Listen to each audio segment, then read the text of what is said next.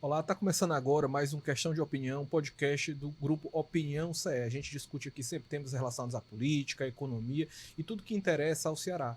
Hoje eu estou aqui mais uma vez com meu colega, o Felipe Barreto, repórter de política. Tudo bem, Felipe? Olá, Delano, tudo ótimo, tudo bem com você? Tudo ótimo. A gente queria dar as boas-vindas aqui ao nosso convidado, Felipe, o deputado Guilherme Bismarck. Tudo bem, deputado? Tudo bom, Delano? Tudo bom, Felipe? Estou aqui à disposição do Grupo Opinião. Muito obrigado por ter convidado e estou aqui sempre leitor assíduo do jornal Opinião. Acho um bom jornal, sempre com as notícias atualizadas. Bacana. Deputado, eu vou fazer aqui uma rápida apresentação, né? Assim, uma passagem breve do seu currículo, que é o padrão que a gente faz, né? O Guilherme Bismarck, ele é graduado em Publicidade e Propaganda, né? Pelo Centro Universitário ESB e tem MBA em Marketing pela FGV em Brasília e Gestão Pública pela Jaguaribe. Ele foi secretário da Casa Civil lá da Prefeitura de Aracati, gestor de comunicação do metrô do Distrito Federal, rede de planejamento e coordenador de campanhas políticas, tanto em Aracati como em Brasília, quando trabalhou respectivamente nas campanhas, né, do Bismarck Maia, pai do deputado, e do ex-governador de Brasília, Rodrigo Hollenberg. Né? Ele também foi coordenador de comunicação e educação ambiental da Fundação Trompolsky, não é isso? E diretor de criação da agência Grão no Distrito Federal. Né? Aí já fiz aqui essa rápida apresentação. Né? Ele é de uma família tradicional já da política, né? Que está ali, que é muito ativa ali, que transformou Aracati, né? Filho do Bismarck Maia e irmão do deputado federal Eduardo Bismarck, secretário aí de turismo, que está aí com novidades daqui a pouco também para a gente. Né? Na verdade, novidades o Eduardo está trazendo desde o dia que assumiu, né? Então, a gente tem visto aí a grande ampliação de malhas aéreas, né? O aumento da frequência de voos para Paris, por exemplo, né? A rota da Latam também para Lisboa, que era uma rota que não existia. Você tem um novo voo da Ibéria, que já parece que já está tratando em ampliação também, que apesar de começar no ano que vem, mas é um voo Fortaleza-Madrid também, que é muito bom. Então, só essa atuação aí desses voos colocados para a Europa, isso triplicou, né? A expectativa, começando da Ibéria, é que triplique a quantidade de europeus vindo para Fortaleza. Isso considerando apenas 40% do voo de europeus, né? Os outros 60% a gente sabe que são brasileiros, que daqui vão ou que voltam, né? Mas considerando aí de 30% a 40%, você já tem um aumento assim, significativo da quantidade de europeus, e a gente sabe que eles procuram muito Fortaleza nessa época por causa dos ventos, né? Sim, assim, sim. Então Fortaleza realmente virou assim, uma queridinha dos europeus que gostam do turismo de esporte, que é o turismo do kitesurf. Bacana. O Delano, eu queria começar, a gente vai falar sobre turismo novamente aqui durante a nossa conversa, mas eu queria começar a nossa conversa exatamente sobre a sua herança política da família, né? O senhor é de uma família com história na política, tanto local como estadual também, né? Por que não? E isso é comum na política nacional, como também na política cearense. Tem famílias tradicionais do litoral leste, como é o seu caso, em Aracati, tem também litoral norte, no Sertão Central, região metropolitana, enfim. Isso é algo comum, apesar de algumas pessoas, principalmente eleitores, criticarem, né, se posicionarem contra isso. Mas eu queria saber, nessa sua formação como um agente da política, como parlamentar, qual foi a importância desse contato que o senhor teve com seu pai, também com o seu irmão, o deputado federal Eduardo Bismarck, né, na construção da sua atuação realmente como parlamentar? Olha, eu já falei com muito orgulho, né, inclusive na Assembleia, de que eu tenho orgulho de ser filho de político, né, de ter uma família política. Principalmente quando você é filho de uma pessoa como meu pai, que tem 40 anos na vida pública e de muitos serviços prestados no estado do Ceará. Eu fui agora em Cascavel esse final de semana e eu fui lá na Barra Nova. E eu cheguei na Barra Nova e um senhor mais de idade virou e falou assim: essa estrada que você veio aqui asfaltada foi seu pai que fez em 2001, se eu não me engano. 2000, ou seja, uma estrada que está lá até hoje, boa estrada, que ligou a Barra Nova, Cascavel até a praia de Barra Nova, e foi muito importante. Então, eu entendo que muitas pessoas, às vezes, e principalmente nos grandes centros urbanos, que não são nas zonas rurais e interiores do Brasil, eles criticam essa questão de ser filho de político como se fosse um puxadinho. Eu sempre faço a analogia para essas pessoas assim que Quando você é filho de um advogado, né, em casa, a tendência é que o pai gere um outro filho ou uma filha advogado. Quando você é filho de um marceneiro, o pai às vezes passa também o seu conhecimento, a sua vocação para os filhos, né? Porque o filho nasce, e é muito bom que a gente tenha filhos que admirem nossos pais. Então, desde pequeno, a gente em casa, nos almoços de domingo, a gente falava sobre política. Eu via meu pai sempre conversar e sonhar com coisas boas para a política. E muitos dos sonhos realizados, né? Como um centro de eventos aqui em Fortaleza, no estado do Ceará, como duplicação de estradas. Eu ouvia meu pai falar de duplicação para Aracati quando eu ia com ele nos anos 90 para Aracati. E a duplicação saiu aí, terminou em 2014, se eu não me engano, né? 2018. A duplicação terminou inteira, de Fortaleza até Aracati, como tem hoje ainda, chegando quase já em Jericoacoara, mas está sendo duplicado para o lado, que começou com ele também. Então, esses sonhos do político só vai entender quem nascer numa família política, ou quem nascer também, se não nasce numa família política, e nasce com vocação política, como a gente também tem uma grande parte de políticos aí que tem de mandatos novos que estão entrando na política, inclusive essa nova geração aí de meninos novos que entraram na política, e meninas também, né? Então, eu me orgulho muito de dizer que sou de família política, que tem essa tradição, e que faz a boa política. Não vejo problema nenhum nisso, né? A gente aprende dentro de casa e a gente se esmera nos nossos pais, isso é normal em todas as casas que tem, assim, digamos, uma relação familiar saudável, né? A gente se esmerar nos nossos pais para poder a gente seguir, e isso aconteceu comigo naturalmente. A gente falou aqui da campanha do Hollenberg, na verdade eu morava em Brasília e eu tinha uma vida como um pequeno empresário em Brasília. Sempre gostei de marketing político, trabalhei com marketing político nas campanhas do meu pai, até antes das que estão aí no currículo, a de 2001, depois 2006, depois 2008, depois 2010, 2012, 2014 a do Hollenberg, 2016 aí de volta para o meu pai aqui. Mas eu tive empresas lá em Brasília, sorveterias, pequenas sorveterias, assim, eram 4 sorveterias, e eu tomei uma decisão de voltar e ir para a política após uma campanha que eu coordenei, voltei para Brasília, e eu senti que naquele momento eu precisava devolver ao Aracati tudo aquilo que o Aracati tinha me proporcionado, porque quando a gente foi para Brasília, quando meu pai foi para Embratu, foi uma oportunidade que o Aracati o levou até lá, né? O trabalho que ele fez em Aracati e o retorno do povo a ele. Então, naquele momento eu achei que eu, com 34 anos de idade, com vida estabelecida, mas eu me desprendi de tudo aquilo e voltei para o Aracati para poder ajudar meu pai no sonho da vida dele. E, de fato, era o sonho da vida dele, ser prefeito do Aracati. Então, ele tinha sido tudo na vida e ele decidiu ser prefeito do Aracati, e eu fui, naquele momento, ajudá-lo na gestão pública, né? E aí, realmente, não me arrependo nem um dia, e aí me tornei, assim, entrei na política já por osmose, porque, enfim, foi vocação mesmo e acabou entrando aí.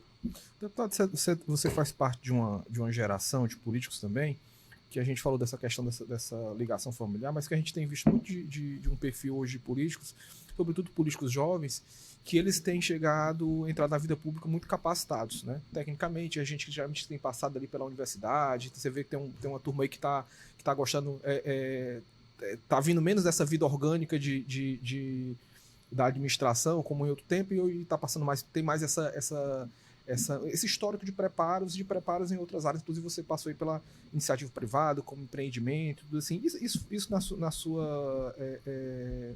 na sua história pessoal, assim, foi uma fase de preparo pensada, assim, você pensou em algum momento, quero ser político, mas antes quero fazer outras coisas, quero estar pronto, me gabaritar, ou não? Não, no meu caso pessoal, não. Mas primeiro quero dizer que eu fico muito feliz de ver que, de fato, políticos têm formação. A gente passou uma fase no Brasil, recente, de muitos aventureiros na política, né? E pessoas que não tinham formação, pessoas que não tinham conhecimento e que não tinham vocação política. Porque às vezes a pessoa não tem o conhecimento estudado, lido, mas tem o conhecimento ido, né? Vivido. Uhum. Então, não tem o lido, mas tem o ido. E essas pessoas vocacionadas, que não têm o conhecimento lido, elas vão para a vida pública e são ótimos gestores públicos. Mas a gente viu muita gente, às vezes, com formação, que não tinha vocação pública, e que foi para a política também por aventura ou por oportunismo. Mas eu fico muito feliz de ver quando junta os dois, pessoas com vocação e com qualificação. Né? Você tem quando você junta esses dois na política, o resultado não pode ser outro a não ser o do bom resultado. Você vê, por exemplo, o nosso senador Cid Gomes, engenheiro civil, super capacitado e com vocação de servir o povo. Eu acho que, pelo contrário, eu acho que o Brasil deveria abrir mais espaços, seja qual for a formatação, para que no espaço democrático seja amplificado e divulgado à população pessoas que têm preparo para a vida pública, que têm vocação para a vida pública. Né? Então, assim, eu tinha um preparo que fiz, me especializei particularmente para a vida privada e gostava de fazer campanhas mais no intuito privado. Né? Sim, eu gostaria de ter... quando fui dono de agência, quando trabalhei em agência, o intuito era, de fato, fazer e coordenar campanhas na parte do marketing, mas acabou que a ligação política, né, do sangue bateu mais forte e aí eu entrei quando você vai para dentro de uma gestão pública, como eu decidi ir na gestão do meu pai. Aliás, um parênteses aqui, né? Aos 34 anos de idade, meu pai tinha sido da Embratur, deputado federal, tinha sido secretário de turismo do CID 8 anos e eu nunca tinha trabalhado com meu pai. Nunca pisei dentro de secretaria, e isso falo assim com orgulho, porque eu acho que a imagem que às vezes se faz do filho do político é aquele que quer ir para o trabalho para poder qualquer aventura aí que não seja a vocação. Não, eu fui porque foi uma demanda, quando ele foi prefeito, de uma pessoa de confiança para estar do lado dentro da prefeitura, e a pessoa que ele chamou foi acometida por um CA, para ser casa civil dele, e ele não tinha outro nome, e me sondou e eu me ofereci para ir. Foi uma conversa assim meio... pois é, estou precisando de uma pessoa, e eu acabei, quer que eu venha? Eu venho, e acabou acontecendo. Então, eu tanto me preparei para a vida privada, porque eu sempre trabalhei e não esperava nada dentro de política, mesmo meu pai em altos cargos, como também acho que a vocação e o sangue bateu. O deputado, o senhor citou aí na sua resposta à pergunta do Delano de alguns políticos aventureiros, que isso era mais comum antigamente, né? Mas eu acredito que isso ainda exista. O senhor deve concordar com essa minha opinião. Assim, às vezes, pessoas que fazem seu nome nas redes sociais, aí vão para a política e conseguem votos ali de seus seguidores, né? Isso tem sido muito comum na extrema-direita, né? Mas para não ficar só na extrema-direita, o próprio Felipe Neto já brincou que poderia ser candidato e muita gente acreditou. Né? Então, assim, esses aventureiros, eles ainda existem, e eu queria saber se existe, assim, uma preocupação da classe política como um todo, desses casos, assim, de pessoas que não têm o preparo necessário, né, e entram na política para tomar as decisões que vão que vão mudar a vida da população local, estadual, do Brasil, e, assim, sem o preparo necessário. Né? Então, existe essa preocupação? Eu vou fazer uma distinção para até poder explicar melhor o que eu falei. Primeiro, eu vou fazer a distinção do político, da pessoa que entra na política por causa de uma grande imagem, né, assim, na comunicação, que vem dos meios de comunicação ou nos meios artísticos e entra na política. Isso aí sempre existiu na política no mundo todo. O presidente da Ucrânia, que está lá enfrentando uma guerra, era um comediante que tinha feito uma série e virou presidente. Então, uma série, e aí virou presidente e veio uma guerra e está indo bem, né, como político. Então tem a história da vocação. O Reagan dos Estados Unidos foi ator, né? Foi ator também. Tudo. Então isso sempre existiu na vida pública, né, a amplificação da imagem de uma pessoa que termina a política. Mas quando eu falei da história do oportunismo, eu vou puxar um pouquinho até para a época do um pouquinho mais para trás ali, vamos falar de 2006, 2007, onde o Brasil começou a ter um momento de muito crescimento econômico. Ali, antes da Lava Jato, que estourou lá para 2013, 2014, ou depois disso, né, 16, 17, o Brasil viveu um momento, digamos assim, onde parecia-se que o dinheiro era fácil, não só na vida privada, como também na vida pública. E aí aconteceu, de fato, e eu puxo para Brasília, porque eu morava lá, e vi muita gente sem capacitação, muita gente empresário querendo entrar na política para fazer apenas a sua, digamos assim, o seu pé de meia, né? Assim, sem fazer analogia até com o programa, mas para fazer o seu, de fato, fazer seu quinhão dentro do governo, querer ter seu quinhão. E aí veio o processo de Lava Jato, que foi um processo também que deflagrou bagunça que estava tendo no meio político e tudo. E todo esse processo que a gente passou na política, ele faz com que a população amadureça também. O que a gente viu nas eleições aí de prefeito de 2020, não na de 2024 do ano passado, mas já na de 2020, a gente viu a volta de políticos que tinham sido, alguns políticos, não todos, mas alguns políticos que tinham sido mal julgados ou que tinham sido pegos como bode expiatório, que não tinham, mas que tinham expressiva capacidade técnica, expressiva capacidade de gestão e que voltaram. Por exemplo, o prefeito Eduardo Paes do Rio de Janeiro. Né? Tá aí o resultado dele, porque naquele momento onde caça as bruxas no Brasil, botou todos os políticos num saco só. E não, e você viu a volta em 2020 de políticos que, de fato, têm uma história política e têm uma carreira política, têm uma vocação política. Né? Então, houve, de fato, um momento ali de esculhambação geral da República nesse sentido, aí entra o oportunismo nessa época, e aí agora você vê nos últimos anos aí, você vê a população amadurecida e de olho atento de querer um bom gestor. Né? Você teve no Aracati mesmo, você teve um prefeito, antes do meu pai ter sido prefeito lá, que era um contador, que era visto apenas como um bom gestor e tudo, mas não tinha nenhuma vocação política e nenhum tipo de experiência de gestão pública. Então as pessoas voltaram a votar nas eleições, principalmente de prefeito e de deputado também, de 20, 22 e 24, com pessoas com experiência. Nomes que eram da política, que tinham entrado aí nesse bolo dos caças-bruxas, saíram e esses nomes voltaram depois. Então, acho que quem decide, a classe política, ela não tem que estar focada em se, digamos assim, autorregulamentar no sentido de dizer quem é bom, quem é ruim. Quem tem que dizer isso é o voto popular, é o povo. O que eu acho que os partidos têm feito, principalmente aqui no Ceará, eu vejo isso com muita tranquilidade, a gente tem um histórico de pessoas, digamos assim, implantada pelos Ferreira Gomes, aí tem que ser dito isso, de escolher nomes capacitados para entrar na política e convidar essas pessoas para entrar na política. A gente tem esse histórico diferentemente de outros estados, e aí a participação do político, respondendo aí agora a sua pergunta, é essa, é a gente colocar quadros à disposição da população entre as chapas de candidatos a prefeito, a vereadores, a deputados, de pessoas que tenham capacidade técnica e ou vocação política. Às vezes a pessoa não tem a capacidade técnica, mas tem uma vocação política de querer acertar, de querer fazer o certo, saber o que é certo e o que é errado, e sabe fazer uma boa gestão, principalmente em alguns casos que não exigem muita técnica. Né? Às vezes é só o bom, basta ver o nosso presidente Lula, que, né, você tem já, para não falar desse mandato, independente ou não, de concordar ou não, para não trazer para a atualidade, mas você tem 8 anos de presidente Lula, nos primeiros anos, que mostrou que um torneiro mecânico pôde fazer uma boa gestão do país como um todo, entendeu? O deputado, tem aí pegando uma coisa que eu queria que você fizesse um comentário, você tem essa não só a formação, como tem a experiência nesse campo da comunicação, né? E eu queria que você comentasse como é que você viu essa transformação, porque assim, como é que seria mais ou menos um resumo ali do marketing político, né? Você tem que pegar o que tem de melhor no cara e traduzir aquilo ali para que o eleitor, né, o eleitor que ele esteja pleiteando ali, de fato consiga ter uma identificação e consiga ver que aquele cara é um bom candidato e tudo.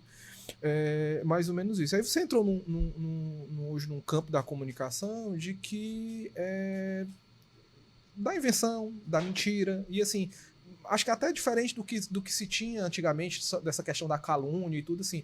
Você vê projetos políticos, você vê figuras políticas que são completamente montadas em cima de mentira, de distorção, de invenção e tudo. Como é que você olha a partir desse duplo lugar, né, de uma pessoa que teve nas campanhas, nos bastidores, né, trabalhando com essa parte de comunicação, e como político agora, assim, né? Como é que você vê esse momento de lidar com isso, né?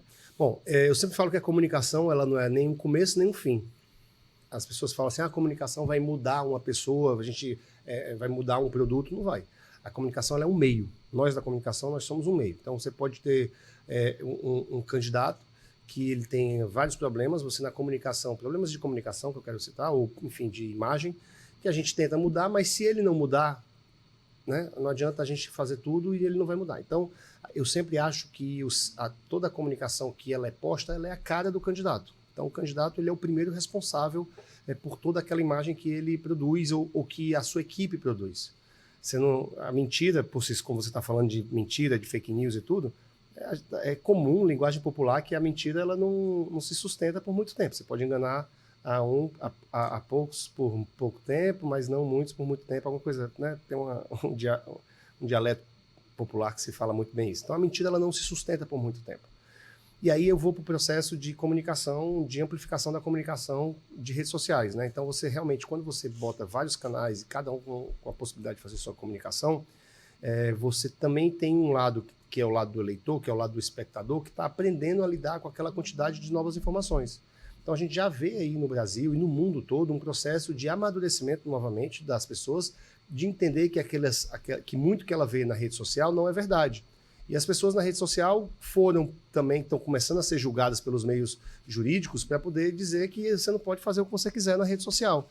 Então eu vejo com muita tristeza, de fato, assim, aí vamos entrar na história dos aventureiros, que eu acho que você pincelou aí um pouquinho sobre isso, esses aventureiros, principalmente da extrema-direita, de estar sempre em cima do alarde, em cima do que o mundo vai acabar, de que olha que absurdo, sempre aqueles ganchos, né, para poder trazer essa política da espetacularização das coisas, sempre com esse quê de absurdo, para poder dar audiência, para poder dar engajamento, para poder revertir em voto. Isso aconteceu, porque você tem um novo meio de comunicação de massa que as pessoas não estavam acostumadas a ter na mão, no celular, os últimos eram TV e rádio, e aí que cada um pode fazer sua mídia, que estava sem controle, que agora está se falando em controle, agora está independente de ter ou não controle, agora os processos judiciais estão começando a vir, ou seja, a pessoa abre uma câmera, fala mal de quem quer, do jeito que quer, acha que aquilo ali não vai ter resultado e está começando a ter resultado, ou seja, está começando o caluniado a entrar na justiça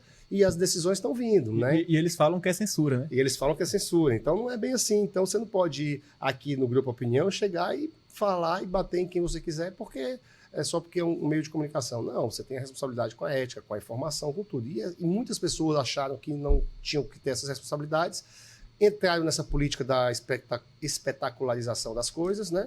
E aí acabou que muita gente acreditou, mas também acredito no processo de amadurecimento das pessoas. Você vê aí um país já tentando sair desse processo de polarização, porque esse processo de espetacularização das coisas acontece de ambos os lados, né? Essa ridicularização de tudo, da trollagem, da brincadeira de um com o outro, no sentido de sempre diminuir o outro. As pessoas estão querendo falar sério na política, estão querendo que deixar essa parte da trollagem da internet para outros temas, mas a parte da política as pessoas querem pessoas que tragam, de fato, propostas concretas, com seriedade, com firmeza, né, com altivez, e isso eu acho que é um processo de amadurecimento também do povo, e que, infelizmente ou felizmente, existe um novo meio de comunicação que a gente tem que passar por esse processo de amadurecimento. Não tem como fugir disso, né?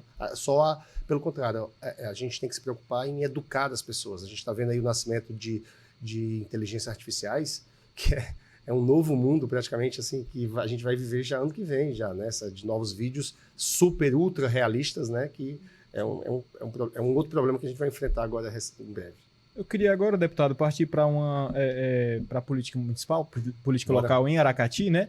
Porque o seu pai estava como prefeito até o ano passado, já estava no segundo mandato, portanto não pôde se reeleger e lançou a Roberta, que venceu, né? Isso. Agora está como prefeita. E aí eu queria que o senhor fizesse Porque assim, quando você tem um prefeito de oposição a uma gestão assumindo, tem uma certa dificuldade ali nos primeiros momentos, né? Ali nos primeiros meses. A gente vê um caso muito emblemático aqui em Fortaleza com Evandro, também Calcaia com Naumi, algumas outras cidades.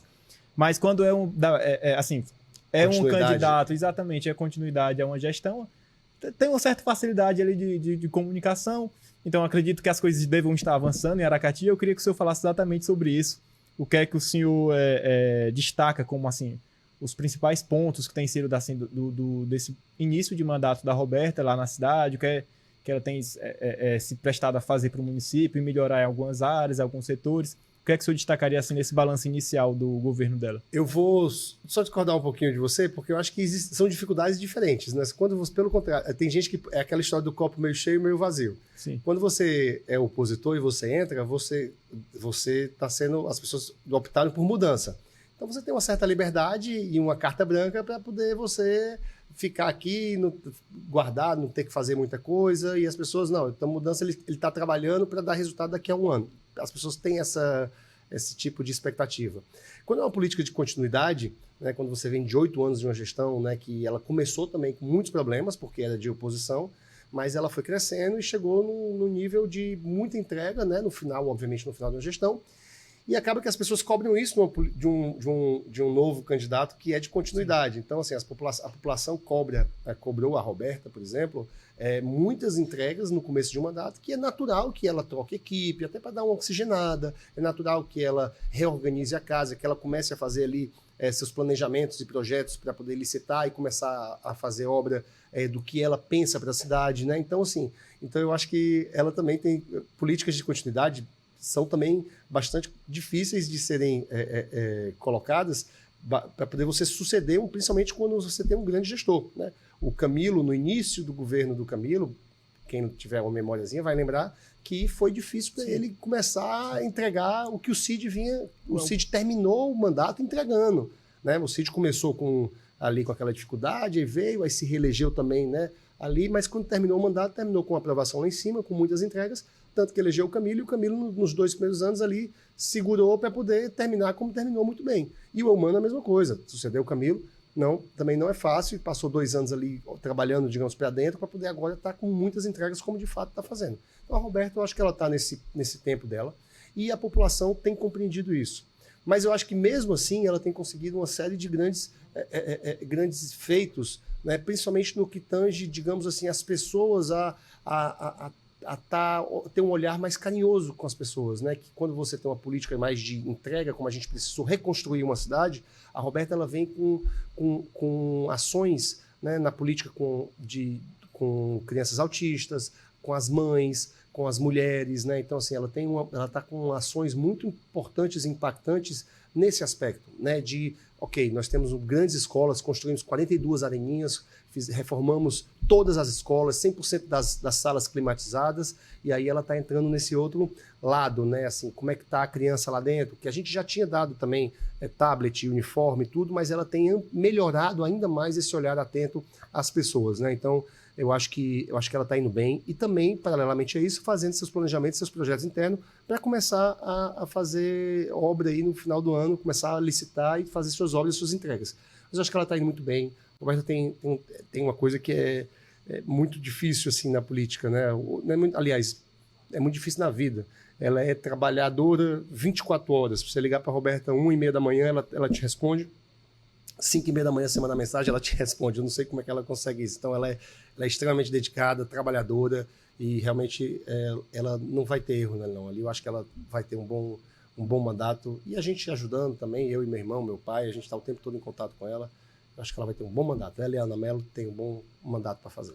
A gente teve uma conversa anteriormente, você tinha comentado da história da ampliação da malha, das estradas, né, na verdade, lá no município e tudo assim. Você acredita que isso também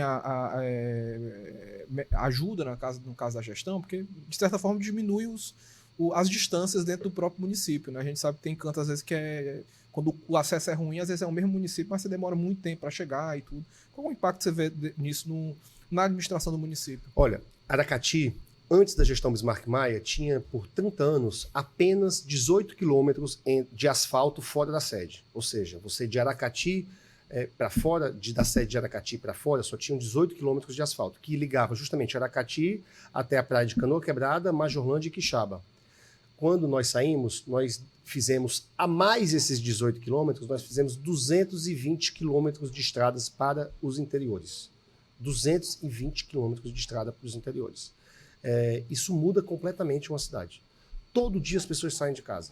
Todo dia as pessoas saem de casa. Você pode ter, seja para ir visitar um parente, seja para ir trabalhar, seja para precisar de um hospital, seja um médico para ir para o interior.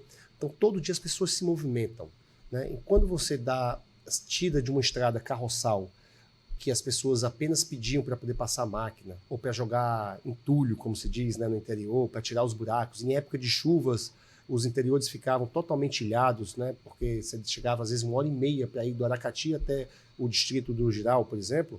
Hoje você faz em 20 minutos em estrada toda asfaltada. Então, isso muda completamente a dinâmica do município, né? Eu ouvi, para não entrar na parte econômica, que é quase que óbvia, mas eu ouvi de uma senhora que fazia 5 anos, que não visitava o parente dela, o avô dela, lá no Giral. Porque a vida vai passando e aquela dificuldade de chegar até lá, às vezes a pessoa tem que pedir o carro de alguém, ou contratar o carro, ou não, e não viu o parente e vai indo. Né? A gente é uma outra realidade. E justamente a avó dela morava no Giral, morava num sítio no Giral, e às vezes a mãe ia, mas a neta não ia. Ela tinha que viajar, na verdade, Ela dentro do próprio município. viajar né? dentro do próprio município sobre condições absolutamente absurdas. E o Giral, de novo, eu sempre dou o exemplo do Giral, porque realmente foi uma das maiores estradas, foram 32 quilômetros que a gente fez. A gente ligou primeiro a Santa Teresa Peixoto até o Giral, depois do Giral a gente dá a volta e sai lá na BR. Então foi uma alça que a gente fez assim. E o Giral é uma região que tem muita casa de farinha. Então, assim, muita farinha sai de lá, da mandioca, né, do beiju que se produz lá, e também do artesanato. Né? Eu tenho a Fatinha do Giral, justamente, ela produz peças de artesanatos que são exclusivas para toque-estoque. Então, você imagina o escoamento de produção, né, que hoje essa estrada dá. Né? Você tem a estrada, por exemplo, a 371, que foi feita em parceria com o governo, mas que a gente fez várias outras ligando ao Outeiro, ligando a Barreira dos Vianas, a gente fez várias que ligavam até a 371.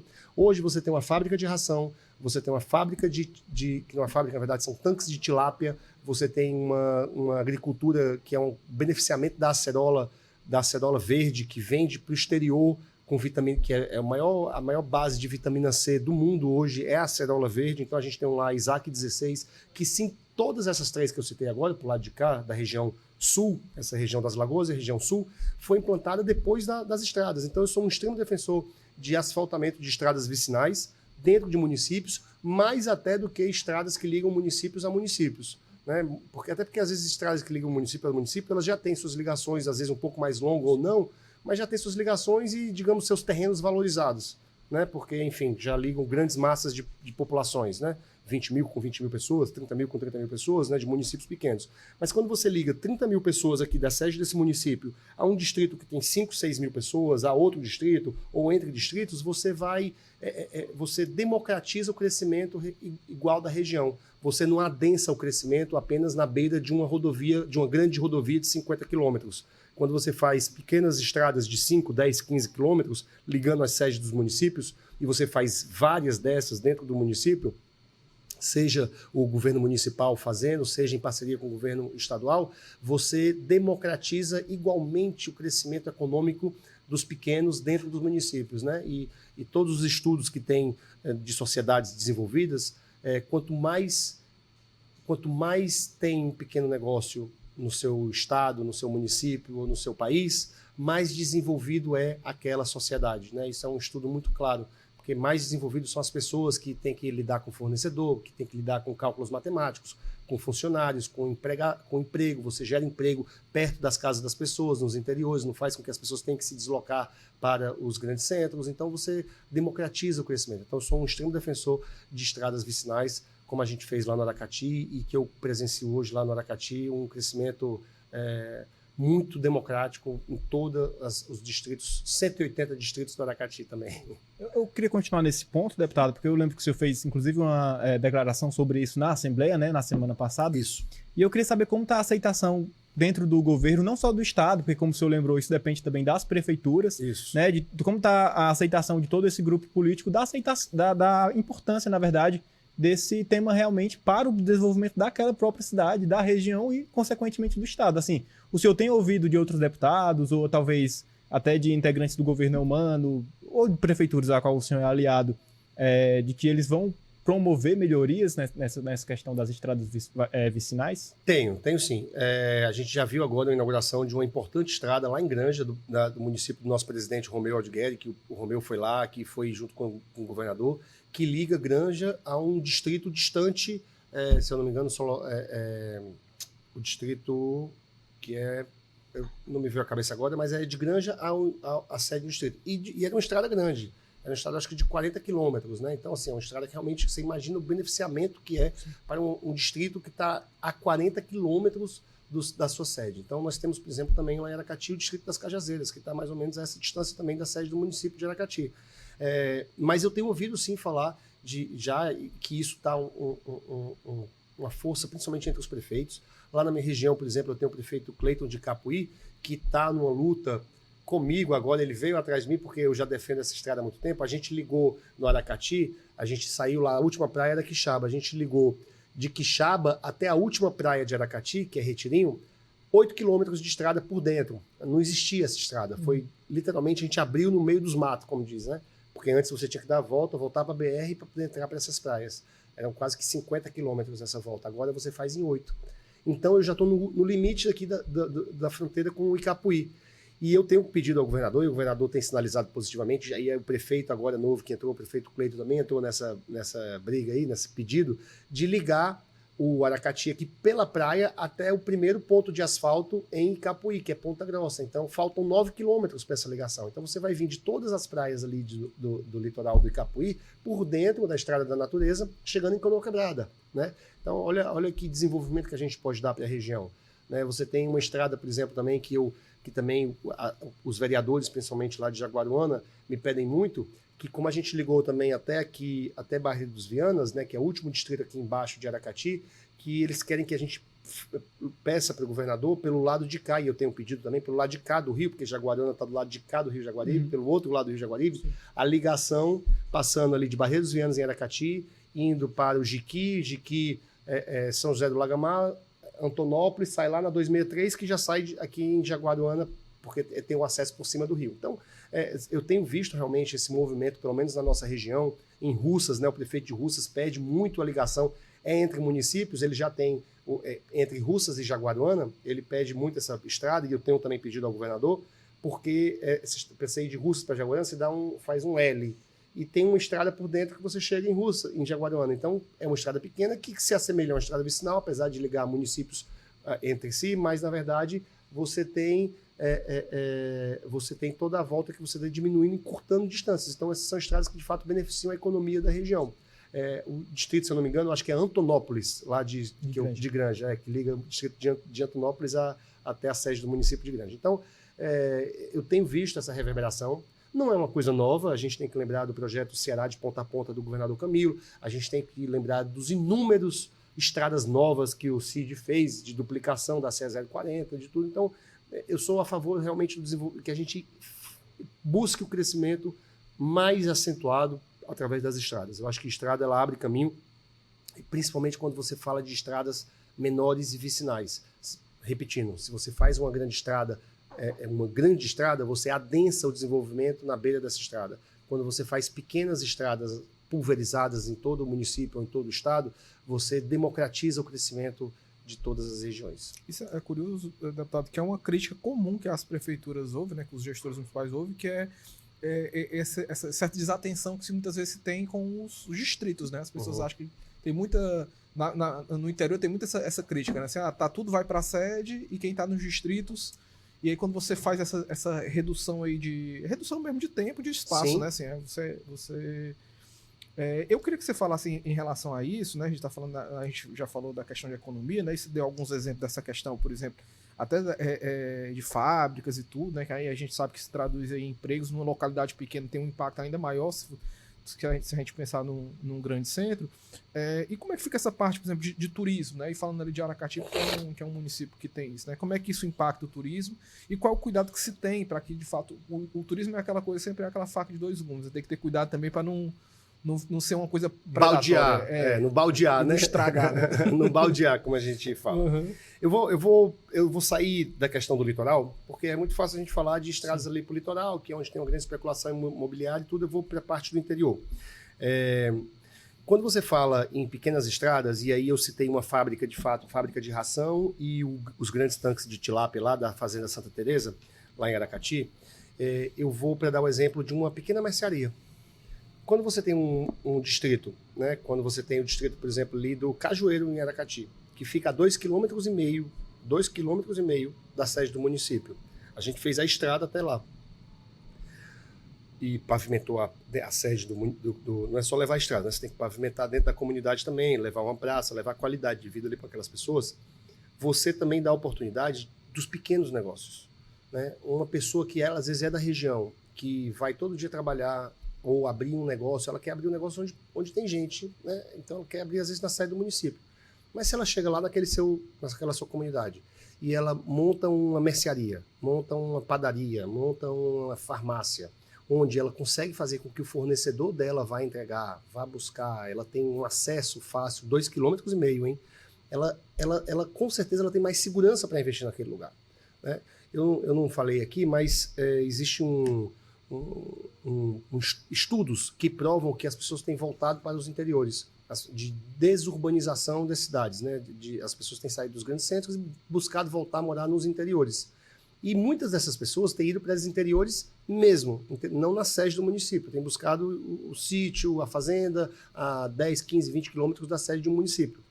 E chega lá, ela quer empreender, ela quer fazer alguma coisa, mas se não tem o acesso, se não tem uma estrutura mínima ali de uma escola, de um posto de saúde, ela acaba que não tem a oportunidade de gerar emprego ali. E também do jovem que nasce ali naquela comunidade. O jovem que nasce naquela comunidade, ou ele fica ali sem muita oportunidade, ou ele tem que se mover para o centro, para a sede do município ou para a grande capital, né? E ele não quer isso, ele quer estar morando perto ali das suas cidades onde nasceu. Então, quando você fala do turismo, a gente fala hoje da interiorização do turismo, e aí eu pego o exemplo do Laguna Park, que foi feito no Cajueiro, por isso que eu comecei pelo Cajueiro. Ele tinha lá uma lagoa, na frente, na verdade um lagamar na frente do terreno dele, e ele criou um parque de aventura, né? Aquela coisa de arborismo, de receber grupos e tudo, e tá bombando, né? Então, assim, por quê? Porque tem acesso, porque tem estrada, você tem ecovilas, você tem... eu fui agora recentemente num hotel que eu fiquei impressionado, o Hotel Don Luxury Hotel, que é lá em Quixadá, que fica distante do centro de Quixadá, mas tem acesso asfaltado até lá, no topo de uma serra, e é um investimento realmente de grande qualidade. Então você começa a ver esse tipo de pequenos investimentos no turismo, como você perguntou, acontecendo também, né? Clubes de festas, clubes mesmo de espaços infantis, enfim, hotéis, para poder explorar o ecoturismo. Então você vê essa democratização do crescimento. Não é só a grande fábrica, que por si só a gente já espera também, mas o que eu vejo com o potencial de desenvolvimento de pequenas estradas é justamente isso, dos pequenos negócios acontecerem. O dono de um terreno que não está, às vezes, numa grande rodovia, mas quando passa uma estrada na frente dele, quando asfalta aquele terreno dele, é oportuno para montar um outro negócio menor e que dá democratização no crescimento. O deputado, eu queria citar aqui um outro... Respondi? Respondido. Às vezes eu vou falando, teorizando demais, mas vocês podem Não, mas bom é assim. Bom é assim. Deputado, eu queria falar sobre um outro assunto, porque a gente teve recentemente aqui em Fortaleza, em todo o Brasil, a Parada para a Diversidade, né? E é um momento em que as pessoas defendem que políticas voltadas para essa população sejam implementadas no âmbito público, né? E para quem não sabe, dos 46 deputados, o senhor é o único homossexual da casa, né? E eu queria que o senhor falasse sobre a importância de ter essa representatividade, primeiro, né, ali na Assembleia Legislativa do Estado do Ceará, de mostrar que essa população também pode chegar nesses espaços. E eu queria também que o senhor falasse sobre como tem sido a implementação de políticas para a população aqui no governo do Ceará. Se o senhor tem visto que... porque muito se critica a oposição ao governo humano sobre a criação de novas secretarias, né? Enfim, algumas outras secretarias foram criadas quando ele chegou ao Palácio da Abolição. A primeira secretaria do Brasil. Né, a Secretaria da Diversidade, no caso, né, que o senhor está falando. Eu queria saber se realmente essa pasta tem contribuído para políticas voltadas a essa população, ou a oposição está certa em criticar. Não, acho que certa não está. Acho que eu falo muito que isso é uma questão do outro, né? Quando você tem isso como um problema onde ocorrem muitos casos de homicídios, como quando ocorrem muitos casos de suicídios, como não há uma aceitação, uma normalização do que é uma coisa que eu considero como normal, né? Eu considero como normal porque sempre existiu e sempre existirá na história da humanidade, e você tem ali na nossa sociedade ainda uma criminalização, digamos, branda, uma criminalização branda, ou seja, ética e moral, né? Não é uma criminalização de leis, e a gente tem que, e muita gente quer às vezes criminalizar na forma da lei, ser ou não ser homossexual, e quando existe esse preconceito e essa criminalização branda, né? Assim, velada, digamos assim, melhor, é necessário que se faça políticas públicas de proteção dessa população, assim como é necessário que se faça políticas públicas de qualquer que seja a população que tenha esse tipo de preconceito ou ataque velado, né? Se fala muito do movimento negro, do movimento contra as mulheres, né, que existem de ataque às mulheres. Então, assim, a gente tem que proteger então, aos idosos, né, as crianças, então, essas políticas e a população LGBTQIA+. Então, a gente tem que ter essa atenção. É necessário que se faça políticas públicas mesmo em todo o país, até que isso deixe de ser uma questão. A partir do momento que isso é uma questão para o outro, que incomoda o outro em querer atacar, em querer agredir, em querer criminalizar, em querer não empregar, em querer, né, tratar como uma pessoa que não merece oportunidade, que não é igual, você tem que ter política pública e o Estado é para isso, é para proteger as populações mais vulneráveis, né, seja economicamente, seja moralmente ou eticamente ou na sociedade. Então, eu acho que é necessário, acho que o governador Eumano é pioneiro nessa questão de criar essa Secretaria da Diversidade. E aí eu trago aqui um exemplo. Eu tenho um conhecido, né, que ele trabalha na Secretaria de Turismo, já trabalhava antes, e uma vez conversando com ele disse que estava num workshop desse da vida e perguntaram para ele como é que é a questão, né, do turismo LGBT, que aí eu vou sair da parte simplesmente da pauta de defesa dos direitos civis para a econômica, pauta econômica, né? Existe uma questão hoje mundial que é a busca pelo turismo LGBT, porque é um turismo de alto poder aquisitivo, enfim. E ele estava defendendo essa pauta e perguntaram para ele como é que é essa questão lá no Ceará. E ele vem do estado do Ceará, né? E ele falou, não, é muito bom, receptivo, Fortaleza, está uma cidade aberta. Aí a pessoa, o jornalista, puxou lá e falou, vem cá, mas vocês são o estado que mais matam homossexuais no Brasil. E ele disse para mim que ficou sem ter argumento para responder, né? Ele falou, poxa, realmente eu não fiquei argumento para responder. Aí eu virei para ele e falei o seguinte, nós temos esses dados porque nós tivemos coragem de tomar a decisão de ir atrás dos dados, de qualificar os homicídios, se foi feminicídio, se foi por causa do intuito de gênero, se foi por causa do intuito de preconceito contra negro, contra qualquer outra população. Então nós tivemos a clareza e a determinação de já há muito tempo, e aí desde outras políticas na Prefeitura de Fortaleza, agora no Governo do Estado também, já de alguns anos para cá, de enfrentar o problema, de trazer a Secretaria de Segurança para dentro do processo, para poder entender aquele tipo de crime, aquele tipo de ataque, de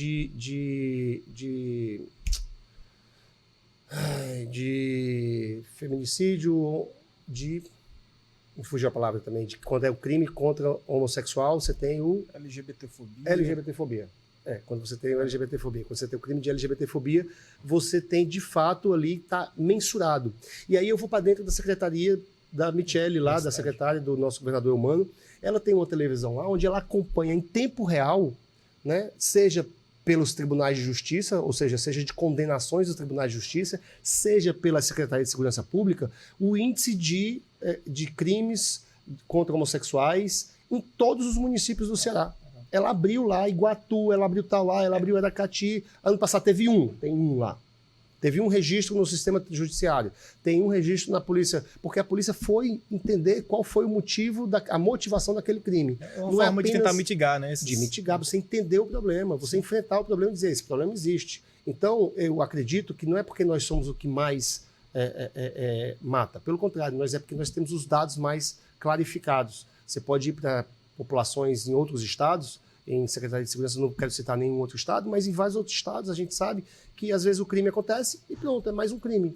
Não é só saber se ele era ou não, às vezes tem a questão da transfobia, né, que é contra transexuais, mas às vezes a homofobia ela acontece em perfis, né, ela mata perfis que não são, digamos assim, que não aparentam ali claramente porque não são transexuais, não são pessoas trans, então acaba que você não sabe se ali foi ou não um crime de homofobia.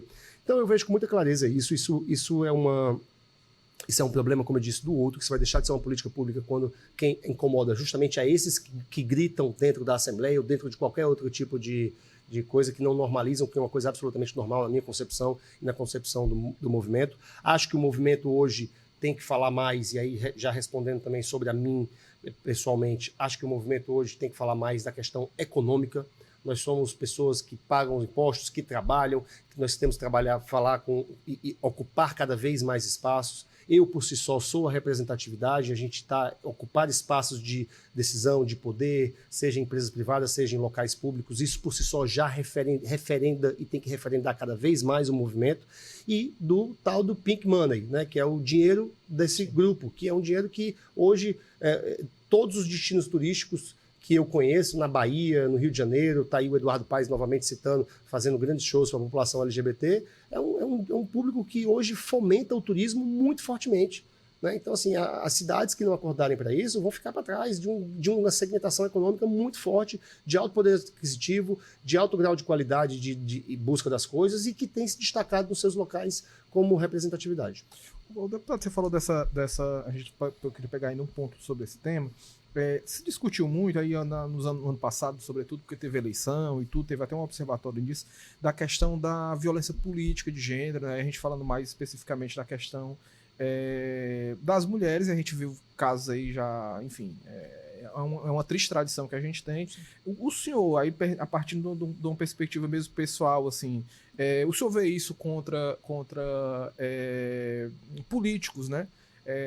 Da população LGBTQIA+, o senhor já sofreu alguma coisa? Tudo bem que o senhor é um homem de quase, sei lá, 1,90 aí, tem uma família de tradição política também, mas assim, já sofreu algum tipo de ataque nesse sentido, de tentativa de desqualificação? Porque a gente vê que na Assembleia também, às vezes, tem uns discursos que vão nesse nível aí. Mas né, ao nível pessoal. Não, eu já sofri, inclusive eu tenho uma pessoa dentro do município de Aracati condenada já, né, a pagar, ela tem que pagar R$9 mil a mim, então em busca lá dos bens dela, mas enfim, que ela fez um ataque muito brutal assim contra mim em redes sociais, em ataque, levando essa questão em consideração, uma coisa que comoveu inclusive a cidade, né, porque a cidade tinha ali já um momento, já tinha um respeito e um carinho por mim, e Aracati sempre foi uma cidade vanguardista, né, de defesa das liberdades, defesa terra do carnaval, terra ali do Dragão do Mar. Então nós temos ali do Aracati, nós temos um seio, apesar de uma sociedade também ainda muito conservadora, né, assim, que absolutamente religiosa e tudo, o que também é positivo. Eu acho que a fé ela move as pessoas, independente da questão de gênero. Eu acho que isso é uma mistura-se isso de uma maneira absolutamente não justa com a realidade, né, porque, enfim, a fé está em todas as camadas e gêneros. Mas eu sofri sim dentro de Aracati, está julgado, está condenado, inclusive com apoio de determinados grupos políticos lá de oposição, né? Isso, uma rádio de oposição em vários momentos fez galhofas, fez gracinhas nas redes sociais e na rádio da oposição, tentando me desqualificar por isso, mas isso nunca me afetou, porque, enfim, a própria população hoje não aceita mais isso. Quem entrar por esse caminho, na minha opinião, está perdido, entendeu? Assim, a população, os jovens, essa nova geração, não aceita mais esse tipo de piada, né? Não é só com a questão de LGBTfobia, não. Você tem com qualquer piada. Tá aí, tem um humorista famoso que está se discutindo se era ou não direito de expressão. Ele fez uma piada, foi sobre loura, foi isso? Foi sobre alguma pessoa, uma mulher, não foi? Enfim, o Léo Dias, né? O Léo Dias. Então, assim, esse tipo de piada... Léo Lins. Léo Dias é o jornalista. Esse tipo de piada que vai para cima da questão pessoal das pessoas, isso não está mais aceito, isso não é mais piada, né? Isso é, pelo contrário, como eu disse, é um problema do outro, é algo que incomoda o outro. Então, eu acho que isso não tem mais espaço. E aí a política de gênero também, você vê, e a gente tem lutado muito na questão da mulher, porque aí sim a gente ainda vê muita questão, mais até contra homossexuais na política, assim, você vê mais contra mulheres ainda, muito fortemente, sabe? Assim, a questão da mulher, a prefeita agora, eu ouvi um vereador lá de oposição, lá, a gente, dizer para ela lá, quando ela era vereadora ainda, que eu não gosto nem da sua voz, porque a sua voz é gasguita. Eu não conheço mulher de voz grossa, não muitas, né, assim, mas enfim, a mulher tem uma voz um pouquinho mais aguda, e o vereador falar isso, assim, isso é de fato uma diminuição do ser feminino na política, né, assim, ou seja, ela tem que falar de voz grossa para poder ir contra o vereador, né, e eu vejo isso muito lá na Assembleia, às vezes eu nem noto, assim, às vezes eu vejo muito as mulheres lá, às vezes aí eu tenho que falar assim, com um pouco mais de dificuldade, às vezes em determinadas discussões acaloradas, porque elas não têm essa... Não é delas falar dessa forma muito agressiva, alta, grossa, tal. E às vezes elas ficam ali vendo uma discussão de falas muito fortes, muito altas, e eu vejo essa talvez ali uma dificuldade de entrar naquela discussão, porque está tão acirrado ali os ânimos, né? Que fica essa briga como se fosse uma masculinidade necessária. A energia macho-rei, né? Exatamente. Então eu acho isso que é uma tristeza. também de estar, não é meu tom também, apesar de ter 1,90 m e tudo, em alguns momentos também me eleva o tom e tudo, mas não é do meu feitio ficar discutindo alto o tempo todo, pelo contrário, eu gosto de conversar, de debater ideias e tudo, e também, às vezes, quando começa esse clima mais agressivo, e aí eu entendo que sim, é difícil. É difícil nesses ambientes ainda, não é só pelo preconceito, é difícil pelo ambiente mesmo, né, que se cria. Então, tanto para homossexuais, quanto para mulheres, quanto até para negros também na política, a gente vê pouco ainda no Brasil. Acho que é necessário ver mais. Queria só partir para uma última pergunta aqui, Delano, dá tempo? Tranquilo. Eu queria perguntar sobre as eleições do próximo ano, deputado, porque a gente está em 2025 ainda, chegando agora no segundo semestre, mas só se fala sobre isso, né? E aí eu queria... Desde o ano passado, passou as eleições municipais, só se fala sobre eleições estaduais de 2026, e aí muito tem se falado sobre se o Mano vai ser o candidato, né? Talvez o Cid lance uma candidatura dele, mas eu não quero falar sobre isso, eu quero falar sobre o senhor. Falar sobre o que quiser. Sobre o mandato do senhor, né? O senhor estava como suplente na Assembleia, mas agora assumiu como titular, está como titular no Legislativo Cearense. Eu queria saber para o próximo ano o que é que a gente pode esperar do Guilherme Bismarck, se vai tentar novamente para deputado estadual, pode seguir novos rumos, o que é que já tem planejado aí para o próximo ano? Bom, primeiro eu queria fazer uma defesa pessoal do que eu defendo na questão de eleição. Tem 2 pontos que eu queria chamar a atenção, porque aonde eu vou eu gosto de defender essa ideia para que as pessoas, a gente estava falando agora há pouco da questão do amadurecimento do eleitorado, eu acho que o eleitorado tem que amadurecer tanto na escolha dos candidatos preparados, quanto também no entendimento de política. Então eu queria fazer uma defesa muito clara aqui para todos, e eu faço isso desde o meu primeiro dia na Assembleia, fiz inclusive lá na tribuna. É o seguinte, eu sou um extremo defensor de eleições gerais. Acho que pode ter outro método de avaliação do governo intermediário, porque as eleições, quando se criou eleição de 2 em 2 anos, é porque é como se fosse uma aprovação dos grupos políticos a cada 2 anos, para poder você manter a população ativa. Acontece que eu acho que esse processo de eleição de 2 em 2 anos, você transforma o meio político, o meio econômico, as seguranças jurídicas, a vontade do empresariado de investir, das seguranças jurídicas, todas, você deixa todo mundo o tempo todo muito inseguro e instável quando você tem eleição ano sim, ano não. Porque o ano não vira eleição, vira um ano pré-eleitoral. Que é isso que você está fazendo agora. Você está me perguntando sobre a eleição do ano que vem.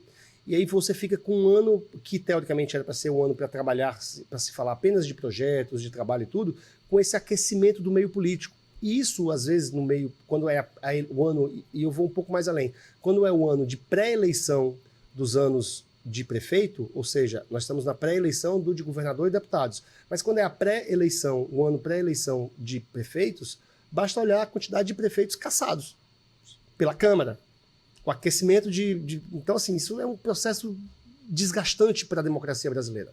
Então, sou um defensor de eleições gerais.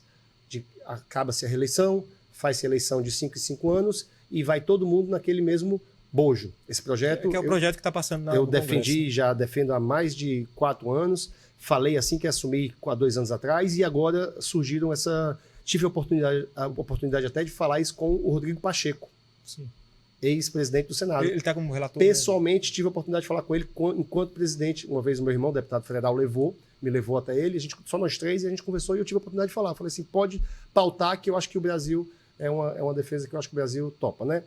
E a outra coisa que eu sou defensor também é do voto, e aí já entrando na minha questão pessoal, é do voto distrital. Acho que precisa... Aí no Brasil a gente sempre cria modelos à brasileira, né? Existem modelos fixos e o modelo brasileiro. Querem fazer um voto distrital misto. Eu sou a favor radicalmente do voto distrital. Região versus população distrital, e número de vagas, ou seja... Nós temos 46 vagas para deputados estaduais. Divide-se o estado do Ceará em 46 distritos e aí com a proporcionalidade também de população. Ou seja, o distrito, digamos, da Grande Fortaleza e de Fortaleza fica com uma vaga mais proporcional também à quantidade de população, que referencia, se eu não me engano, 40% do eleitorado. Então você tem que ter ali de 30% a 40% das vagas também separadas para aquela população para representá-las. Né? E aí você pega, por exemplo, o Litoral Leste, o Vale do Jaguaribe, o Sertão Central, a região Sul, a região Norte com suas vagas. Não acho que é saudável economicamente para custos de campanha, quando você pensa em baratear as campanhas e em diminuir os fundos eleitorais em falar, né, e dar igualdade de oportunidades a um candidato com menos recurso, com um candidato com muito recurso, de disputar ali na sua região. Às vezes o candidato com pouco recurso é um candidato vocacionado para a política, é um líder comunitário, é um cara ali do bairro, e ele às vezes não tem condição de buscar voto no Ceará todo, mas ele tem condição de ser um representante daquela micro-região ali. Né? Então eu sou um defensor de voto distrital.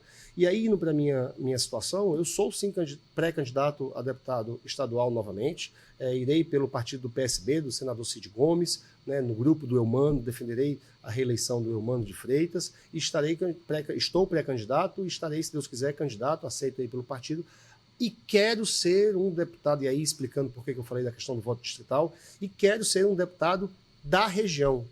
Não significa que eu não vou ter acordo político em outras regiões do estado, e irei e quererei honrar com esses acordos políticos, no sentido de ajudar, por exemplo, a cidade de Viçosa, onde tem lá o vereador amigo Andrezinho, mas eu quero ser um deputado, como eu tenho pautado o meu mandato, né, do Litoral Leste, do Vale do Caju e do Vale do Jaguaribe. Acho que a gente precisa voltar a ter grandes líderes nessa região. Eu andava com um mapa na minha campanha de 22, eu andava com um mapa do estado do Ceará debaixo do braço, um banner que eu fiz, e eu posicionei todos os deputados em cima de suas cidades natal. Né? E eu posicionei. E aí ficou nítido a quantidade de deputados que ficou pro outro lado do estado do Ceará. Nada contra cada um dos deputados, acho que todo mundo tem seu espaço, tudo, mas eu estou alertando o meu povo, a minha região, que os deputados, que a gente tem perdido espaço, e isso reverbera em desenvolvimento da região. Não é porque um deputado, quando estou do lado do governador, eu peço para a minha região. Eu acabei de falar, aqui 90% do meu assunto foi sobre o quê? Foi sobre Aracati, sobre Capuí, sobre o Fortim, sobre Pacajus, sobre Cascavel, como eu citei agora, como Beberibe, como Jaguaruana, que eu citei, como Palhano, como Itaiçaba, né, como Morada Nova, Russas, Limoeiro, nós estamos numa região. E hoje os eleitos ainda são 3. Dos 46 deputados, só temos, essa região toda que eu citei, só tem 3 deputados eleitos. Eleitos, direto. Em mandato nós temos 5, mas só tem 3 dos 46. Então é uma realidade que eu defendo, que eu vou continuar defendendo, né, onde eu for, que eu continuo falando, e tenho visto uma nova geração de políticos da região, jovens, né, como o prefeito Sávio de Russas, como a nova prefeita Ana Fife de Cascavel, as 2 deputadas eleitas também da região, que é a Juliana e a Luana, né, eu vejo o prefeito Cleiton de Capuí, vejo a Roberta, a própria Roberta, ali você vê a Michele de Beberibe, você vê prefeitos que estão nomes que vão disputar no cenário político estadual e, obviamente, os Bismarcks. Né? O Eduardo Bismarck, que está voando aí como deputado federal também. Literalmente, né? Literalmente voando. Não, ele não pode falar literalmente, não, porque aí pode ter outras interpretações, mas está literalmente trazendo voo, né? Os voos estão vindo até ele, então, pronto, vou ficar mais assim, claro. Então, assim, no cenário, eu obviamente, estou falando aqui o meu peixe, né? Falando de deputado estadual, mas isso tem que se refletir para o cenário federal também. No cenário federal, a gente tem que ter os deputados da região. A gente pode, natural que eu vá buscar voto no outro lado, e eles venham buscar aqui nesse lado, mas o povo, e eu vou falar aonde eu for, que o povo precisa focar nos deputados da região. Essa fala do senhor, deputado, eu queria só fazer um comentário, que acho que ela volta um pouquinho para porque a gente falou antes, né, dessa questão dos aventureiros. Começou a criar-se uma classe política que ela não tem uma ligação geográfica com nada, né? Assim, exatamente. O YouTube, aquela coisa assim. Exatamente. E eu fico pensando que essa coisa do político, a melhor forma de você saber se um político presta é na cidade dele, saber se o que as pessoas de lá acham dele. Exatamente. Né? Assim, então, se é bom ou não é, né? Então, e tem essas figuras que parece que você não sabe onde que elas moram. E mais. Eu vi a história política do Distrito Federal. E o Distrito Federal, até hoje, não elegeu nenhum governador do Distrito Federal nascido no DF. O Hollenberg, que era até bandeira dele, e eu trabalhei na campanha, a bandeira Geração Brasília, porque, de fato, ele nasceu muito cedo e ele foi com 6 ou 8 meses para Brasília. E se criou em Brasília. Né? Já tem uma raiz aí mais forte, mas ele não é nascido em Brasília, no DF. E aí eu trago para você uma coisa, quando eu falo em mais, porque é o seguinte, eu ouvia do meu pai, que sempre falou assim, olha, na política você tem que ter muita retidão e tentar sempre fazer o certo. Porque se você errar, você pode até morar, se esconder em outra capital, tudo, mas quando você for lá na sua cidade, o povo sabe onde mora a sua avó, sabe onde mora a sua tia, sabe onde mora a sua família e vai cobrar lá na sua porta. E é verdade, isso que você falou. E por que eu cito Brasília? porque Brasília até hoje tem uma dificuldade ali de nomes, de políticos, que ninguém sabia, justamente por isso. Porque ninguém tinha ligação, eram pessoas que foram para Brasília e poucas pessoas tiveram ligação com a cidade, e aí você não sabia onde cobrar depois. E é isso que você está falando, não tem ninguém era de canto nenhum. Então, muitos aventureiros, né, e pessoas que iam para explorar, foram para Brasília para se dar bem na vida mesmo, normal, natural, era um momento ali de crescimento. Mas quando você tem um berço político, ali você tem que ser honrado, né? E aí que você tem que procurar a história da família política, que a gente volta, né? A gente tem a história, não é só porque você é de berço político que você vai ser político, mas se você for, no mínimo, se você tiver ali uma responsabilidade, uma ética interna, você tem que ser honrado e tentar buscar sempre acertar na política, porque você tem ali onde as pessoas lhe buscarem. E aí eu concordo com você, acho que não é ruim, mas também não é o ideal para a política você ter esses políticos que aparecem do nada e ninguém sabe de onde que vem, onde que é a história política dele, né? Eu acho que o que também não é impeditivo, não. Acho que as pessoas têm que quererem entrar na política e quanto mais, digamos, boas cabeças, boas mentes, melhor, independente do seu histórico. Mas que realmente quando a pessoa tem, digamos assim, um local, uma cidade, isso aí ela traz para a gente uma carga mais de responsabilidade para quem quer fazer a boa política, isso traz, e eu espero honrar a gente, aonde eu estiver, o meu Aracati de mel. Sempre onde eu estive, graças a Deus, ele era às vezes algum apelido até, e cadê o Aracatizinho? Me chamava às vezes de Aracatizinho, cadê o Aracatizinho lá em Brasília, né? Então assim, realmente o Aracati sempre fez parte da nossa família e a nossa região do Litoral Leste e tudo isso. Maravilha. Queria agradecer ao deputado pela participação aqui no podcast. Agradecer também a você, Felipe. Tudo bem? Deputado, já deixar aqui estendido o convite para um retorno, né? Obrigado, estou à disposição. Convido aí para voltar. Queria agradecer você que acompanhou até agora a gente aqui na entrevista com o deputado, falando de turismo, falando de política, falando de famílias políticas, falando de aventureiros, falando do geral. E chamar você para conferir todo o nosso conteúdo aí nas redes sociais, no site e todos os canais do Opinião CE. Até a próxima.